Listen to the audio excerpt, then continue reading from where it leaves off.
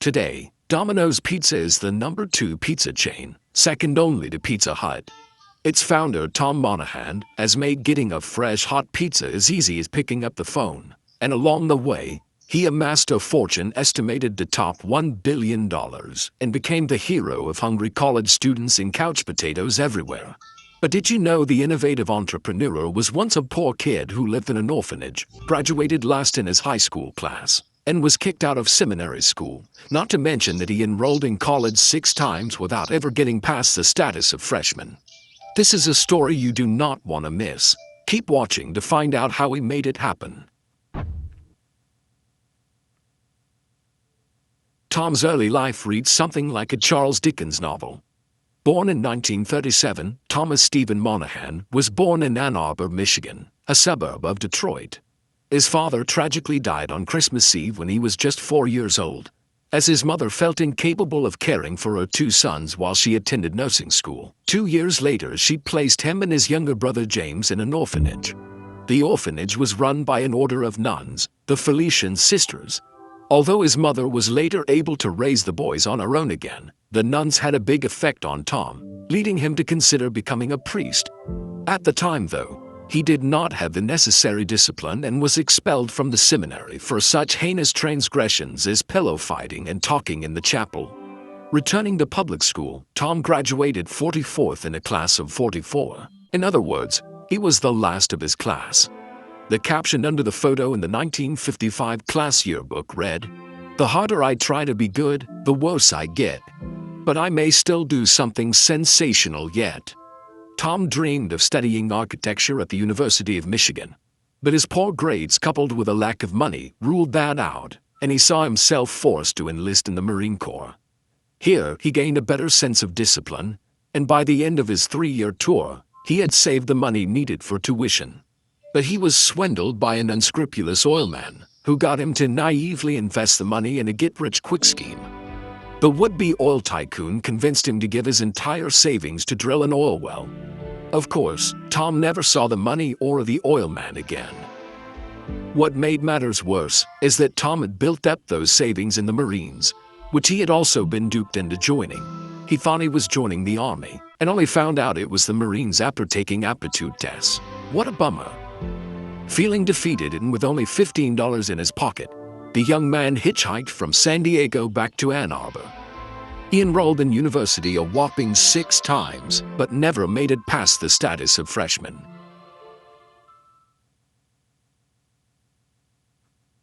In 1960, Tom's luck finally seemed to change. His brother James contacted him and asked if he'd be interested in going into a partnership. He wanted to buy a small pizza business, to which Tom agreed. They took their entire savings and borrowed an additional sum to buy a failing pizzeria. The restaurant was located nearby Ypsilanti, in Michigan. It was called Dominic's Pizza, as the previous owners were named Dominic and Nick. Tom and James were excited for what was coming next, but little did they know, things were not about to go as planned. Tom threw himself into the business and put in upwards of 100 hours of hard work per week. But while they had great ideas, the brothers faced plenty of challenges getting their new business off the ground. In just 6 months after buying the place, James got cold feet and decided to pull out. He owned 50% of the business, which today rakes in over $10 billion annually, and cashed out by taking the beat-up '59 Volkswagen Beetle the brothers had bought as a delivery car. This left Tom in a difficult situation. The pizza business was not doing well and was losing money fast. Tom ended up so broke that he lived off burnt pizza and stale popcorn for a few weeks. And eventually, he even lost his home due to not being able to pay his monthly rental obligation. Something had to be done. But all Tom had up to this stage was an old banged-up car. How would he find a solution to get his business up and running and produce revenue? This must have been a hard period for him, and from his autobiography, we know how he dealt with it. In 1986, Tom wrote a book entitled Pizza Tiger, in which he details his story. Recalling this seemingly desperate moment in his life, he wrote the following: "It was a setback, but I took it in stride and was optimistic. I made the decision to commit myself heart and soul to being a pizza man. My purpose was clear, and the knowledge that the future success or failure of the business rested on my shoulders alone was welcome. In the book, he explains how he went from one store to thousands of franchise stores, and he details how he expanded his business into one of the largest pizza delivery companies in the world. When reading the book, it becomes quite clear that ingenuity and strict personal ethics played a major role, but some of the revelations are a little surprising, to say the least. One solution Tom found to make sure the failing business would not fall even deeper was to threaten pizza thieves with a meat tenderizer and fisticuffs. Really? This passage from page 97 of the paperback edition gives you an idea. I didn't take abuse from anyone. If someone refused to pay a driver for an order, I didn't call the police. I just went and demanded the money. Usually the culprits were a bunch of college guys who decided to have a party at my expense, and I didn't hesitate to swing a punch to persuade them to pay up. From time to time, we'd have a rash of pizza thefts from parked vehicles while drivers were busy with customers. I'd hide in the back of the car the next time I went to that neighborhood and wait for them to try it again. I'd carry a meat tenderizing mallet or a pop bottle as a persuader, and that approach always solved the problem. Making the customers pay for their goods was necessary, but this was certainly an unusual way to go about business. And of course, more would be needed than this to save the ailing restaurant.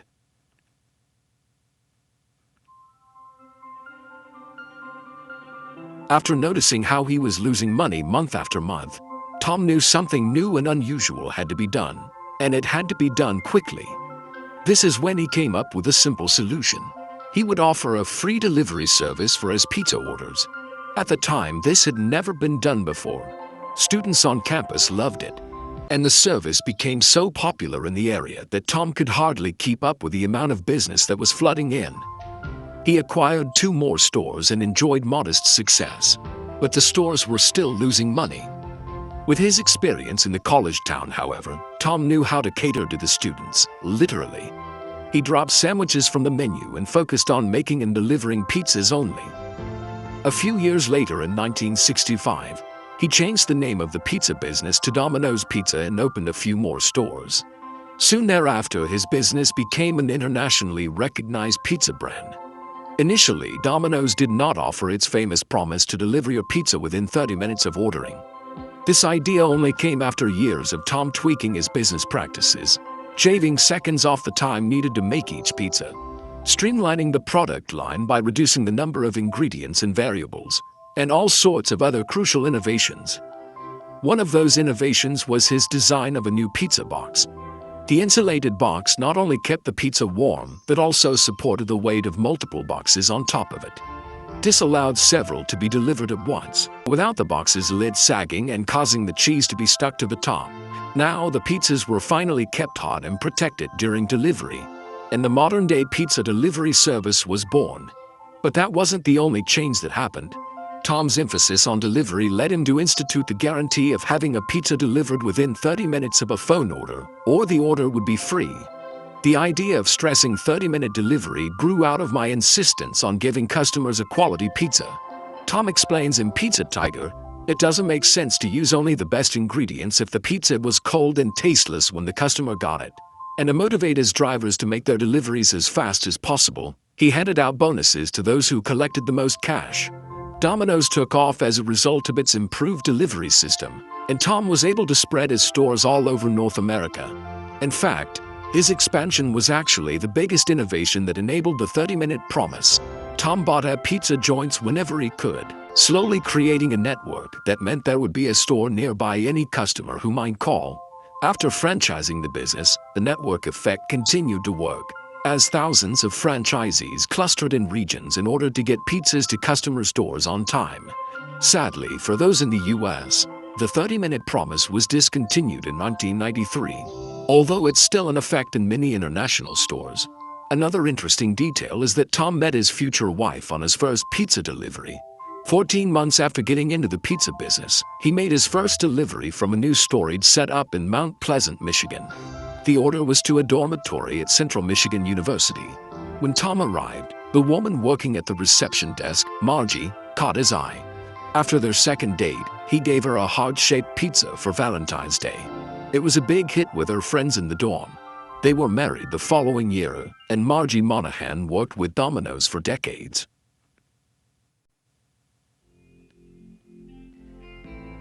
However, as the business continued to grow, Tom had to face a number of challenges. A fire destroyed his anchor store in Ypsilanti, which supplied the other stores with food, as well as the company's offices. Most of the damage was not covered by insurance, and he had to pay a hefty sum. Blinded by his success, Tom had also established an ambitious goal of opening one new store per week. In the first 10 months of 1969, 32 new Domino's sprung up, mostly in residential areas. But the rapid expansion proved to be disastrous, and almost all the stores failed.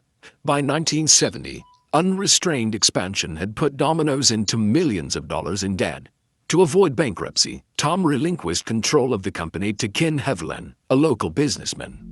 Turning the company over had been a hard decision, but luckily Tom managed to regain control within a year. By 1973, Domino's had recovered, but the ordeal taught Tom a valuable lesson. He vowed that there would be no more expansion for expansion's sake. He reduced his goal to 20 new stores per year and began selecting his sites more carefully. The strategy worked, and by the end of the 1980s, Domino's had grown to 290 stores.